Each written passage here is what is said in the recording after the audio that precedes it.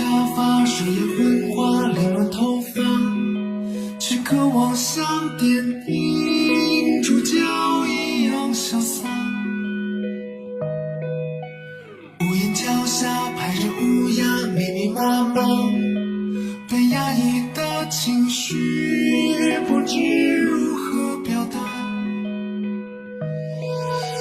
无论我在这里，在哪里，反复失魂的著名，却明白此刻应该做些努力。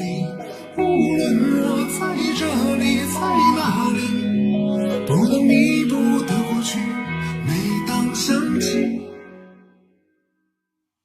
想过离开，以这种方式存在，是因为那些旁白，那些姿态，那些伤害。